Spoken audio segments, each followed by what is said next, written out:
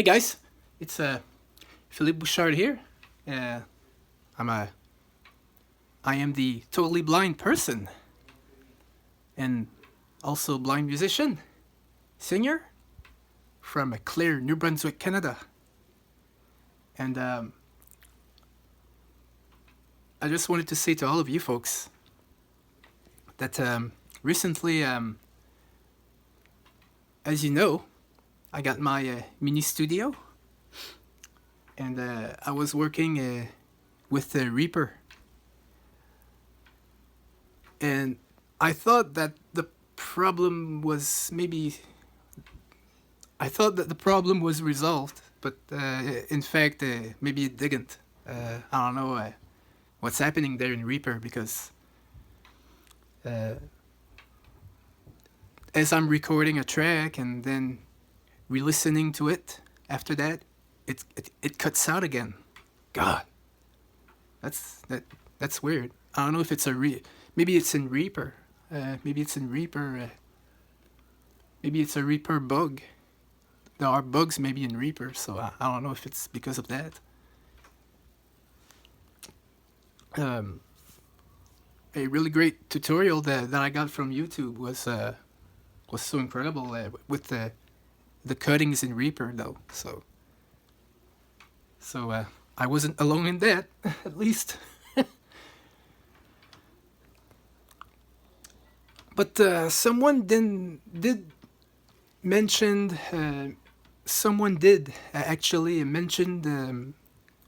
He talked to me about during, I think it was this past Thursday, I think. He mentioned about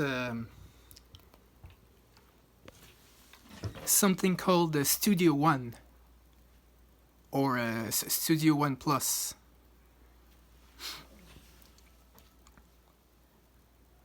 So, and I asked him a lot about is it accessible for a blind person to be using Studio One or Studio One Plus? It is a same thing, you know. It is a audio recording software, audio recording station, just like Reaper, just like Audacity, just like Pro Tools. But the Studio One Plus, is it accessible for a screen reader usage? You know, like, can you use Studio One with JAWS? Can you use Studio One with VoiceOver on a Mac, or JAWS with Windows? That was the question. So, and if yes, then what software do you need in order for that to be readable? Because JAWS, it is like the voice synthesizer needs to read out loud to us what we have on the screen, just like in Reaper. So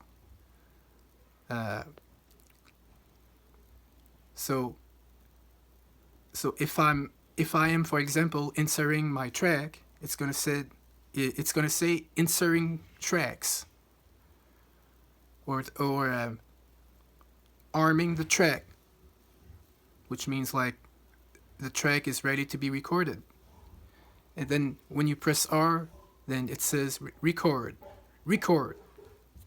It repeats twice. It's always repeating twice, just to make sure that it's recording. And when you stop the recording, it's going to say stop. So yeah. And then when you're playing the track, it's going to say play. So it's really important to have a voice that the voice synthesizer can recognize the program, you know, because it could be accessible for a blind person. But the question is,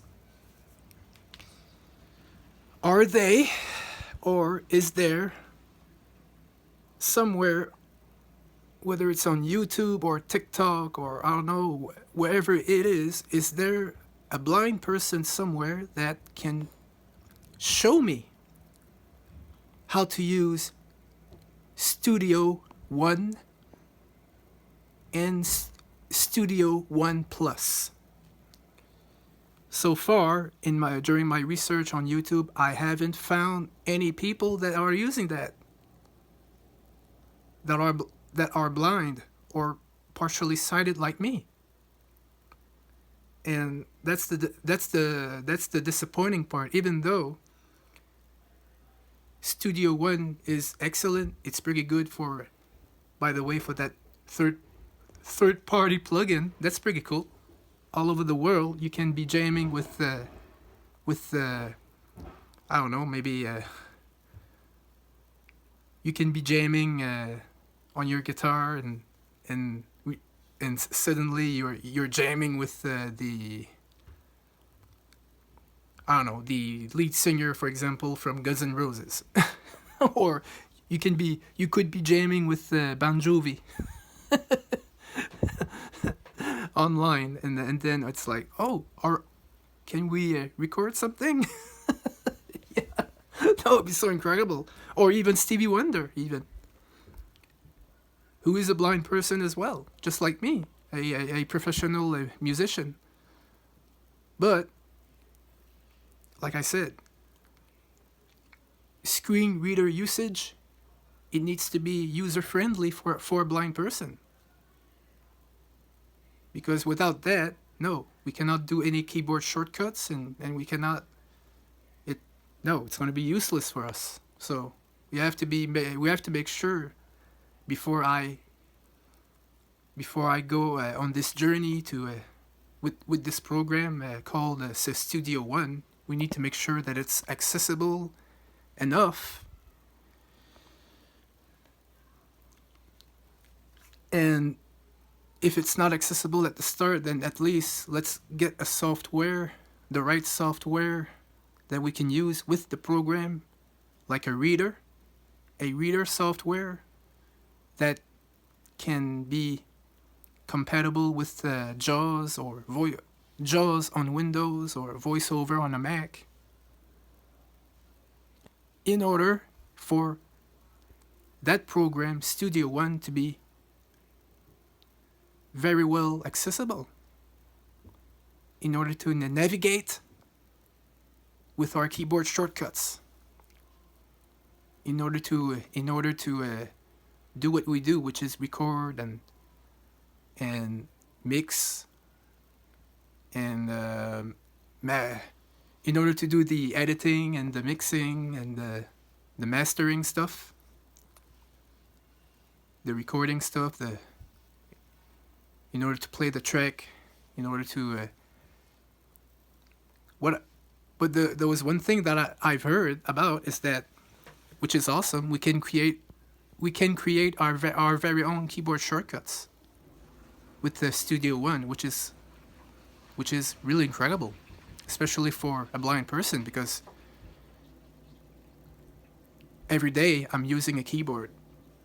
I'm not using a mouse, so we do need to use a keyboard shortcut in order to go somewhere, whether it's in the tracks menu, or in order to save the track, or to for example, in order to save the track, it's Control S. So then that needs to be universal, for example, because every single program in Microsoft,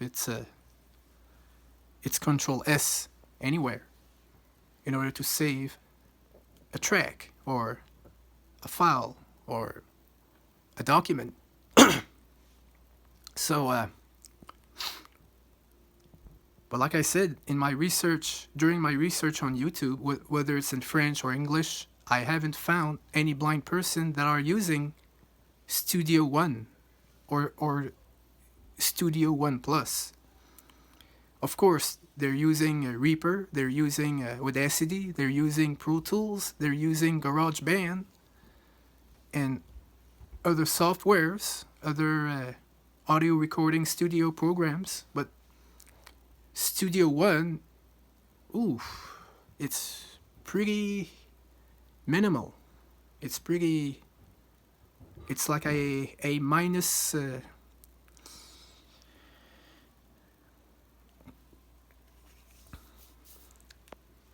It's pretty small. Don't have any blind person that is using that. So that's the problem with Studio One right now, which I don't like, because if Studio One is so good, because it is good, don't get me wrong, it is good. It is so good. It could be good for anybody. But how come that we don't have any tutorials with a blind person showing us how to use the program itself? Studio One Plus, Studio One, whatever it is, or with the Sphere, which is the other software, I think, for the complete Studio One, I think. It's called Sphere. I think it's SPHERE, Sphere.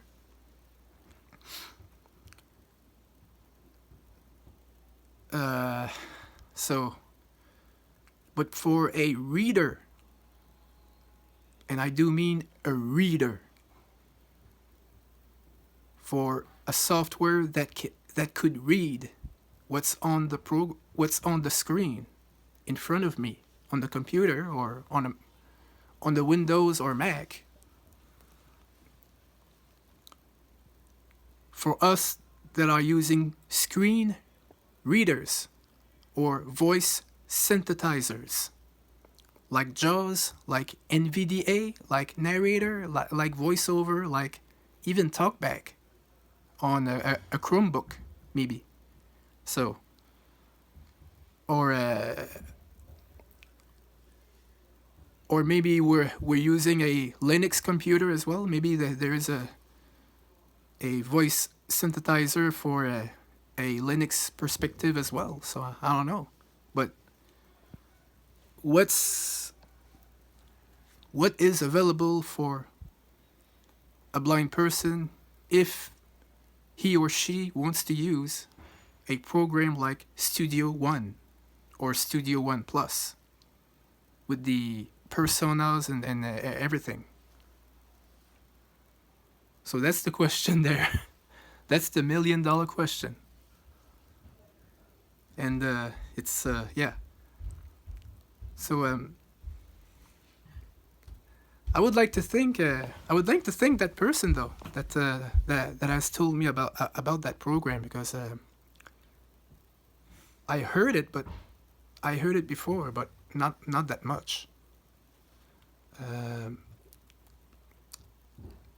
One of my subscribers, I think, on YouTube has mentioned that to me this past week. The Studio One program, the audio recording software, which is just like Reaper or just like Audacity, but, well, at least according to him, he's gonna make his research as well. But according to him, it could be accessible to a blind person. So we'll see.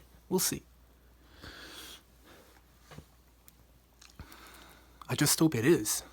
I really hope it is, because so far no results on YouTube. So, but I would love to. I would like to thank my one of my YouTube subscribers for telling me that about that program, and I'm gonna check that out. Seriously, man, thank you so much for telling me that.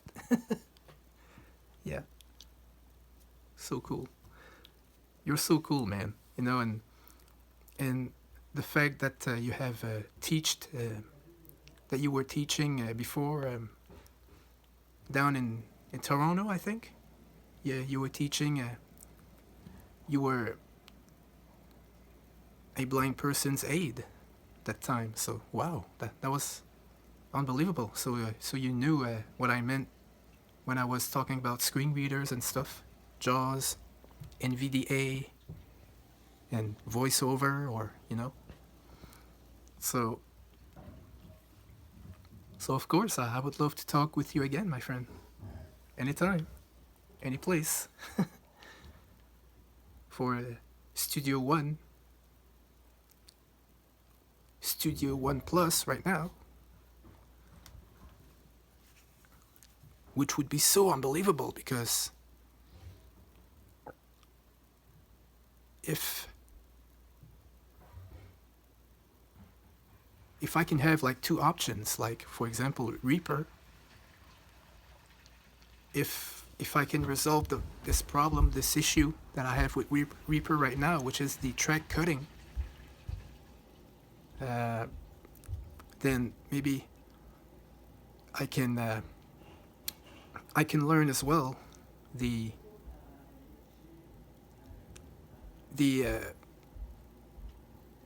Studio One recording software.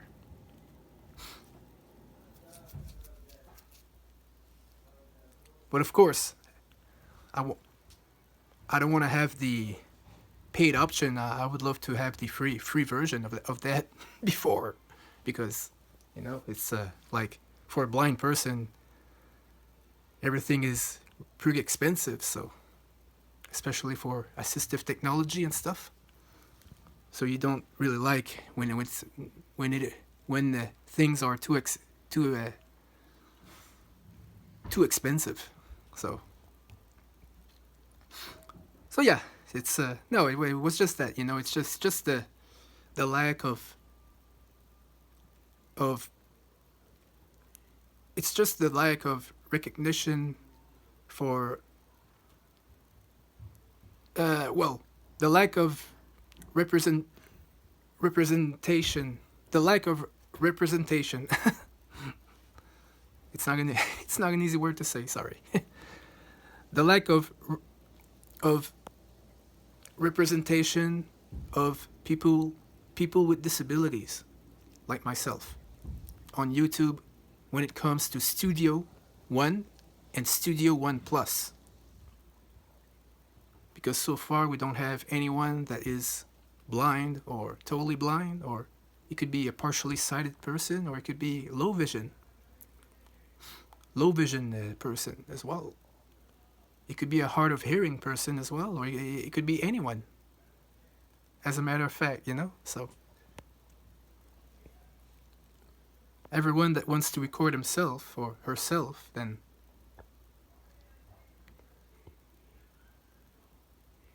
we just need to do it. And yes, we can do it. We can. If we want, we can.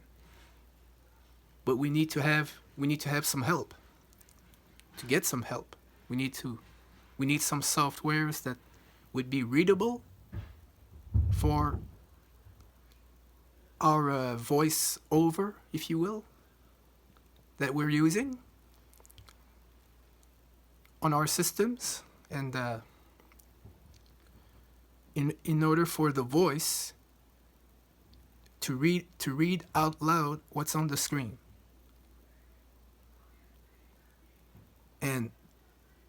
And if we're there, then we can hear anything that's on the screen.